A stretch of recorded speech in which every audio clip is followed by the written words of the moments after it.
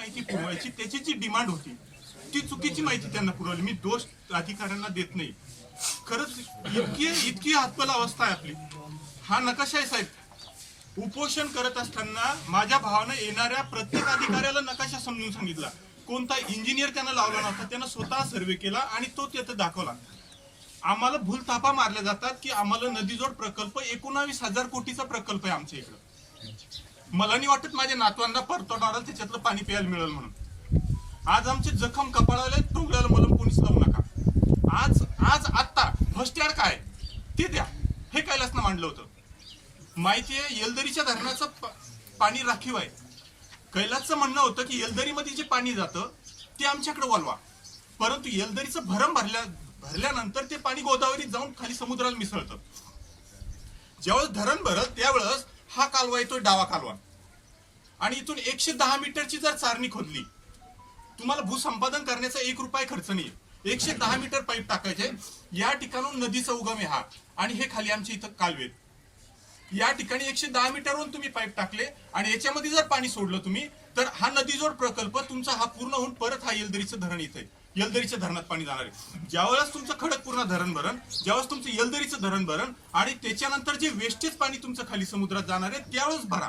शेवटी सप्टेंबर महिन्याच्या शेवटी भरा. जर हे या ठिकाणचे धरणं जर भरले नाही तर म्हणजे पर्यायी व्यवस्था करून ठेवा, जेणेकरून जर धरणं भरले नाही तर हे पाणी जरी इथं आलं तर या परिसरातले 14, 15 ते जवळपास 18 गाव आहेत हे कायम सुजलाम सुफलाम इथं होतील. हा प्रश्न त्याचा होता. परंतु मुख्यमंत्री साहेबांना कोणीतरी चुकीची माहिती पुरवली आणि त्यांनी काल उत्तर असं दिलं की कैलासची जी डिमांड होती की शिवनी आरमाळ हे धरणापासून 8 किलोमीटरचं गाव आहे आणि आपण तिथं पाणी पोहोचू शकत नाही. डायरेक्टली आम्ही पाणी इथं मागतच नाहीये तुम्हाला, आणि तुमचं जे राखीव पाणी त्याच्यातलंही मागत नाही. तुमचा कोटा पूर्ण झाल्यानंतर जर उरलं तर द्या. कोणाच्या हक्काचं कोणाचं आम्ही तुम्हाला पाणी मागत नाही. हा मुळात प्रश्न आमचा आहे. म्हणून मी तुम्हाला दादा विनंती एवढीच करतो की खरोखर तुमच्यासारख्या लोकांनी जर हा व्यवस्थित मुद्दा अभ्यास करून जर त्यांच्या पुढे कोणापुढे जर मांडला आणि जर हा प्रश्न सोडवता आला तर बघा, अन्यथा त्यानं त्याचं बलिदान दिलेलं आहे. हा प्रश्न ह्या फायली किती दिवस फिरत राहतील हे तर आम्ही सांगू शकत नाही, परंतु आज रोजी त्याचा जो परिवार उघड्यावर पडला त्याच्यासाठी जी मदत करता येईल ती करा, एवढीच माझी तुम्हाला विनंती आहे. मंत्रालयामध्ये या विषयावर या भागातले पण 4-5 ज्यांना अभ्यास याचा, जसं तुम्ही भूमिका मांडली, 5-7 जण त्या राज्याचे सगळे महत्त्वाचे अधिकारी या विभागाशी संबंधित, कारण हा निर्णय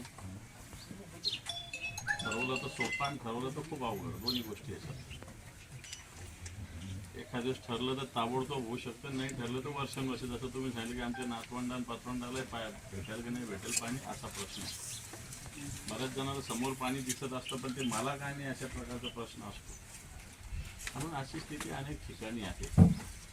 परंतु ज्या अति प्रगतिशील शेतकरी अशा पद्धतीनं भूमिका मांडतो, मला वाटतं तो प्रगतिशील असताना तो काही स्वतःचं बघत नाही. माझं गाव, माझा भाग, नुसतं एक गाव नाही तर 14 गावाचा विचार त्यांनी केलेला आहे. या भागातील सगळ्या नागरिकांना, शेतकऱ्यांना सांगायला की हे या शेतकऱ्याचं कैलास नांगरे याचं हे बलिदान आत्महत्या म्हणता येणार नाही. कारण जो माणूस चांगल्या पद्धतीनं शेती करतो, सगळं करतो, 4 लोकांचा 4 गावाचा विचार करतो, तो व्यक्ती आदर्शच आहे. म्हणून या भागातील सगळ्या नागरिकांना एवढंच सांगेल, मी काही फार मोठ्या गोष्टी सांगणार नाही, पण तू पुढच्या आठवड्यात निश्चित या विभागाच्या राज्यात, कारण हा विषय खर्च किती याच्यापेक्षा धोरण काय हे महत्त्वाचं आहे. खर्च मग त्याला 2 कोटी लागू का 5 कोटी लागू का 25 कोटी लागू हा वेगळा मुद्दा आहे. मुद्दा हा खर्चाचा नाही, मुद्दा हा धोरणाचा असतो. मला वाटतं त्याच्यासाठी ज्याचे करावं लागेल, कारण आम्ही सुद्धा मराठवाड्यात राहतो, नाशिकहून आणि नगरहून पाणी मराठवाड्यात जायकवाडीत घेताना कसे नाकीनऊ येतात मला याचं चांगल्या पद्धतीनं माहिती आहे. मग याच्यामध्ये एक लॉबी आहे की जी मराठवाड्याला, विदर्भाला पाणीच मिळालं नाही पाहिजे अशा प्रकारची एक लॉबी महाराष्ट्रात. म्हणून मला असं वाटतं मी जास्त न बोलता आपल्या ज्या ताई आहेत त्यांनी भूमिका मांडली की कैलास नांगरेचे जे कुटुंबीय आहेत, मुलं आहेत, मुली आहेत, पत्नी आहे, वडील आहे. मी सगळ्यांशी भेटलो, बोललो. मला वाटतं 40मध्ये 40-42 वर्षाचा एक तरुण ज्या ती या घटनेकडे प्रवृत्त होतो. कोणाला काही जीवनाशी प्रेम नसतं अशातला तो एक भाग आहे. माणसाला एक ठोकर जरी लागतं तर तो विवळतो. आणि त्यांनी आत्महत्येचा निर्णय घेतला. मला असं वाटतं हा निर्णय घेत असताना तो परिवार आहे. ताईंनी जी भूमिका मांडली की हा परिवार उघड्यावर पडला. मला असं वाटतं हा सगळा परिवार, हे 14 गाव नव्हे, हा सगळा महाराष्ट्रच आपला परिवार आहे. आम्ही या सगळ्या लोकांना, आता मला तर काही माहिती नव्हतं, आम्ही या सगळ्या भूमिका सातत्यानं मांडून. मी याच्यात पक्षाच्या याच्यात जात नाही, राजकारणात जात नाही, मला त्याच्याशी पडायचं पण नाही. परंतु आम्ही सगळे संवेदनशीलतेनं काम करणार आहोत. आज आम्ही या कुटुंबासाठी आमच्या पक्षाच्या वतीने 5 लाख रुपये डिपॉझिट स्वरूपात त्यांना जे काय करायचं तुम्ही नियोजन करा. परंतु पक्षाच्या वतीनं आम्ही ही, याला शब्द कोणता वापरायचा मला माहीत नाही, मी मदत शब्द तर बिलकुल वापरणार नाही, कारण आपली सगळ्यांची जबाबदारी. परंतु हे झालं म्हणजे सगळं झालं असंही मी मानत नाही. निश्चित हा ज्या दिवशी या भागाला पाणी मिळेल त्याच दिवशी कैलास नागरेच्या आत्म्याला शांती मिळेल असं माझं मत आहे. मी तर काही भेटलो नव्हतो, मी काही आलो नव्हतो, परंतु जे सगळ्यांच्या भावना आहेत त्याच्यावर लक्षात येते.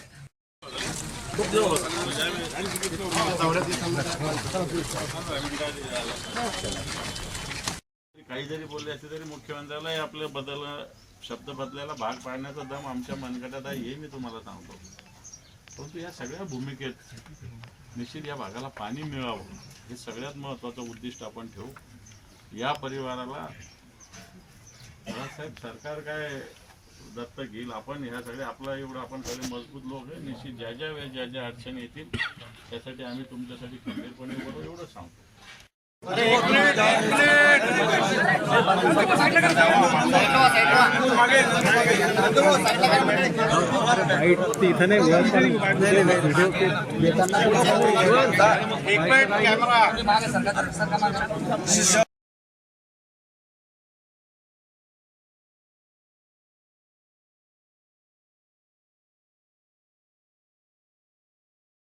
म्हणजे एक आधुनिक शेतकरी होता. तो सामान्य शेतकरी नव्हता, तो प्रयोगशील शेतकरी होता.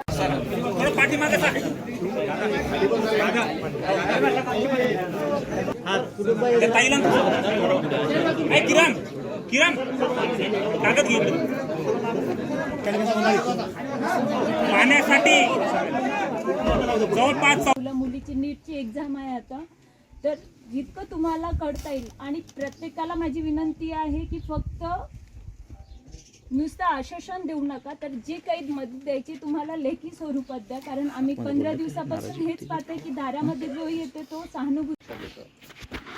आणि म्हणून मी तुमचा भाऊ या नात्यानं या विषयात पूर्णपणे लक्ष देईल. पुढच्याच आठवड्यात मुख्यमंत्री काही जरी बोलले असले तरी मुख्यमंत्र्याला आपल्या शब्द बदलायला भाग पाडण्याचा दम आमच्या मनगटात आहे, हे मी तुम्हाला सांगतो. परंतु या सगळ्या भूमिकेत निश्चित या भागाला पाणी मिळावं हे सगळ्यात महत्त्वाचं उद्दिष्ट आपण ठेवू. या परिवाराला साहेब सरकार काय दत्तक घेईल. आपण ह्या सगळे आपला एवढं आपण सगळे मजबूत लोक आहे. निश्चित ज्या अडचणी येतील त्यासाठी आम्ही तुमच्यासाठी खंबीरपणे उभं एवढं सांगतो. उगाच मी बोलून निघून जाईल अशातला भाग नाही. मी 100% सांगतो पुढच्या आठवड्यामध्ये, कारण आजच अधिवेशन संपलेलं आहे. येणाऱ्या आठवड्याभरामध्ये पहिली गोष्ट की 10 एप्रिलच्या आत पहिली बैठक यायला लावू. आता मी याचे कन्सेंट अधिकारी घुगे यांच्या सगळ्या वरिष्ठ अधिकाऱ्यांशी मी बोलेल, सगळ्या मंत्र्यांशी बोलेल. आणि मला वाटत नाही, कारण आता जे तुम्ही सांगितलं 110 मीटरची चारी एवढाच मुद्दा आहे आणि ते ओव्हरफ्लो झालेलं पाणी आपल्याला घ्यायचं आहे. या विषयात निश्चित मला असं वाटतं पाणी मिळवण्यासाठी आम्ही सगळे प्रयत्न करू.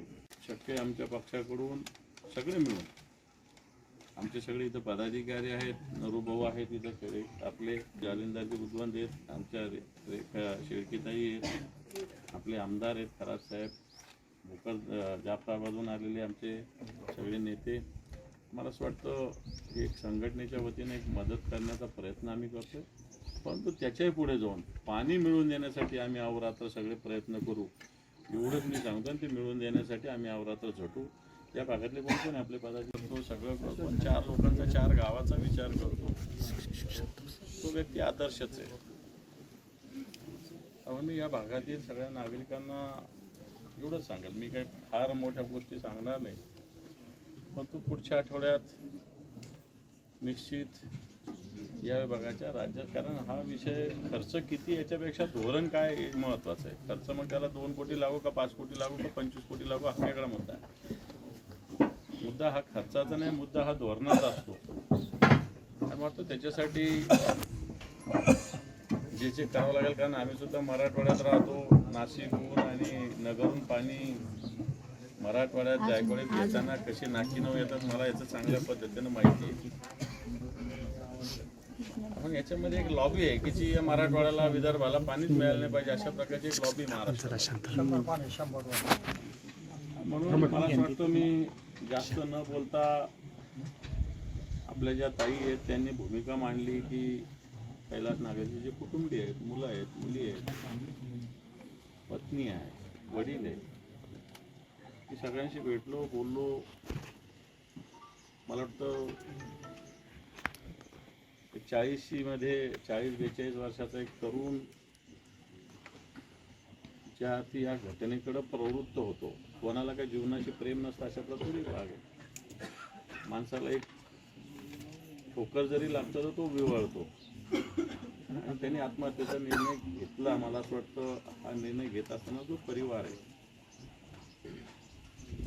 ताईंनी जी भूमिका मांडली की हा परिवार उघड्यावर पडला. मला असं वाटतं हा सगळा परिवार, हे 14 गाव नव्हे तर हा सगळा महाराष्ट्रच आपला परिवार आहे. आम्ही या सगळ्या लोकांना, आता मला तर काही माहिती नव्हतं, आम्ही या सगळ्या भूमिका सातत्यानं मांडून मी याच्यात पक्षाच्या याच्यात जात नाही, राजकारणात जात नाही, मला त्याच्याशी पडायचं पण नाही. परंतु आम्ही सगळे संवेदनशीलतेनं काम करणार आहोत. आज आम्ही या कुटुंबासाठी आमच्या पक्षाच्या वतीने एक 5 लाख रुपये डिपॉझिट स्वरूपात त्यांना जे काय करायचं तुम्ही ताई तुम्ही नियोजन करा, परंतु पक्षाच्या वतीनं आम्ही ही, याला शब्द कोणता वापरायचा मला माहीत नाही, मी मदत शब्द तर बिलकुल वापरणार नाही, कारण आपली सगळ्यांची जबाबदारी. परंतु हे झालं म्हणजे सगळं झालं असंही मी मानत नाही. निश्चित हा ज्या दिवशी या भागाला पाणी मिळेल त्याच दिवशी कैलास नागरेच्या आत्म्याला शांती मिळेल असं माझं मत आहे. मी तर काही भेटलो नव्हतो, मी काही आलोय नव्हतो, परंतु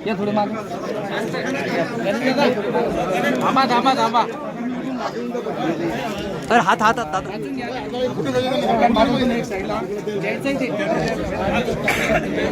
अरे हात हात दादा हात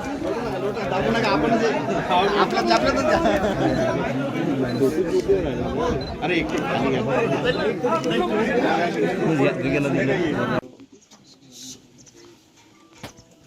पाण्याचा विषय आहे खडकपूर्णाचा.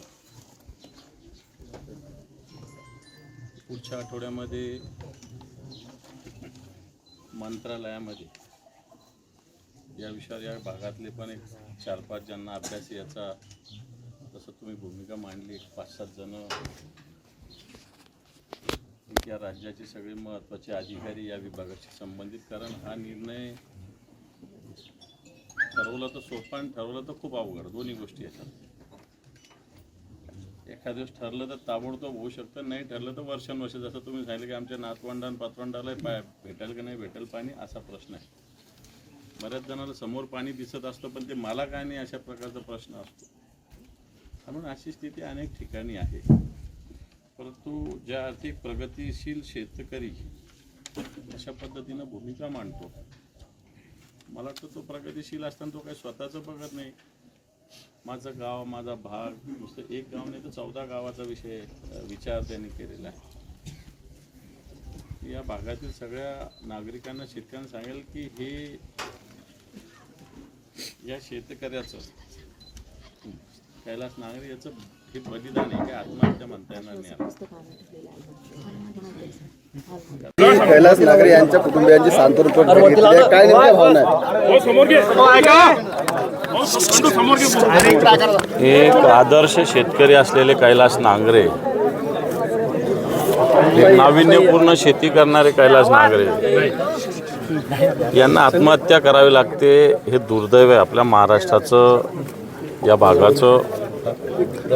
कारण यांची मागणी जी होती खडकपूर्णा प्रकल्प जो इथे आहे, या खडकपूर्णाच्या माध्यमातून 14 गावांना पाणी मिळावं. आता याच्यात नियम कायदे मलाही माहिती आहे, परंतु त्यांनी काय खडकपूर्णाचं धरणाचं पाणी कोणासाठी राखीव असेल, हे राखीव पाणी मागितलेलंच नाही आहे. जे ओव्हरफ्लो होतं, वाया जातं, ते पाणी मागितलेलं आहे. आणि 110 मीटर फक्त काम करायचं. कोणीतरी अधिकाऱ्याने मिसगाईड मान्य मुख्यमंत्र्यांना केलेलं आहे. 110 मीटरची चारी करणं एवढंच काम आहे आणि त्यासाठी जागा, भूसंपादन, कोणताही खर्चसुद्धा नाही आहे. आणि मला वाटतं या कारणावरून एक शेतकरी, एक तरुण आत्महत्या करतो, हे आपलं सगळ्यांचं दुर्दैव आहे. निश्चित परिवार, मुलं आहेत, छोटे छोटे मुलं आहेत, हुशार मुलं आहे, परिवार आहे, वडील आहे, पत्नी आहे. या सगळ्यावर जो दुःख पडलं, मला असं वाटतं दुःख तर कोणी कोणाचं वाटून घेऊ शकत नाही.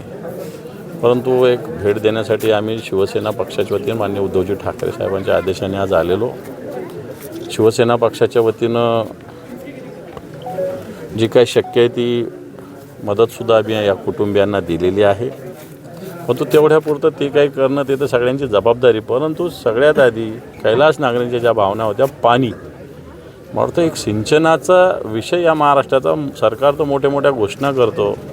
एकीकडे विदर्भामध्ये 78,000 कोटीचा प्रोजेक्ट, इकडं मराठवाड्यात 46,000. प्रत्यक्षात कुठंच काही नाही. प्रत्यक्षात ह्या सिंचनाचे प्रकल्प कागदावर आहे. जुने 1960चे, 67चे, 70चे प्रकल्पसुद्धा अजून पूर्ण झालेले नाही. आणि म्हणून निश्चित या निमित्तानं कैलास नांगरेंनी ज्या पद्धतीनं आपला जीव एक प्रकारे या सिंचनासाठी, शेतकऱ्यांसाठीच दिलेला आहे, त्याचं एक बलिदान आहे. आणि मला असं वाटतं या भागातील जनतेला पाणी मिळालं पाहिजे. हे जर झालं तरच त्यांचं बलिदान हे व्यर्थ जाणार नाही. आणि मला वाटतं ते व्यर्थ जाऊ नये याच्यासाठी आम्ही सगळे प्रयत्न करू. इंद्रजित सावंतांना मीच फोन केला, अशा पद्धतीने पोलिसांना दिली अशी माहिती मिळते. काय इंद्रजित सावंतांना मीच फोन केला, मोबाईलमधला डाटाही मीच डिलीट केला, अशा पद्धतीची कबुली पोलिसांना कोर्ट करला दिली. आता पोलीस काय कारवाई करतात बघूया. कारण एक तर 1.5 महिना 1.5 महिना कोरटकर पळून गेलेला होता, त्याला सरकार पकडू शकत नाही. एक मंत्र्याचा मुलगा थायलंडला जाताना, त्याला बँकॉकला जाताना विमान वापस आणतात, ताबडतोब पकडतात, त्याचा तपास होतो. आणि छत्रपती शिवाजी महाराजांचा अपमान करणारा कोरटकरला पकडायला 1.25 महिना लागतो सरकारला. आता त्यांनी कबूल केलेलं आहे, आता त्याला चांगल्या पद्धतीनं शिक्षा झाली पाहिजे. त्याच्या दिशा सालेर प्रकरणात पोस्टमॉर्टम समोर आला आहे. त्याच्यामध्ये लैंगिक अत्याचार झाला नसल्याचं उघडकीस आलेलं आहे. हे पण मुद्दा कोणता अत्याचार आहे, CIDने इन्क्वायरी केली आहे, क्लोजर रिपोर्ट सादर केला आहे. मला असं वाटतं हा शिळ्या कळीला ऊत आणण्याचा प्रकार आहे, राजकारण करण्याचा प्रकार आहे. CIDनं ऑलरेडी त्याची इन्क्वायरी केलेली आहे. SIT इन्क्वायरी करते आणि सगळं झाल्यानंतर पुन्हा तेच विषय काढण्याला कोणताही अर्थ नाही. आणि परबांच्या घरासमोर आता नितेश राणेंचं हिंदू हृदय सम्राट म्हणून असं बॅनर लागलेलं आहे. अरे सोड, ते नितेश राणे सरकला त्याला. पण या ठिकाणी भेट दिली किंवा मुख्यमंत्र्यांनी याकडे दुर्लक्षित केलं का? वरिष्ठांना चुकीची माहिती दिली जिल्हाधिकारी. मला असं वाटतं घटना काही हो, जिल्हाधिकारी असो, तहसीलदार इथं मला दिसले आहेत. यांची भेट घेणं या सगळ्या संवेदनशील विषयात लक्ष देण्याची आवश्यकता आहे. पण आत्ताच्या घडीला सरकारच बेदरकार आहे तर प्रशासन का बेदरकार राहणार नाही? सरकारलाच काही घेणं देत नाही. कोण जगतं कोण मरतं याच्याशी घेणंच नाही आहे. आणि मग जिल्हाधिकाऱ्याला काय घेणार आहे? जिल्हाधिकारी असेल त्यांच्या मस्तीमध्ये मशगूल, जनता जिरवेल एक दिवस मस्ती. जे काही राणेंवर टीका केली त्यानंतर आता भाजपकडून जे आहे हे बॅनरवर पाहायला मिळते. अनिल परबांच्या घरासमोर आता नितेश मला असं वाटतं आपण याविषयी बोलू आता. बाकी राजकीय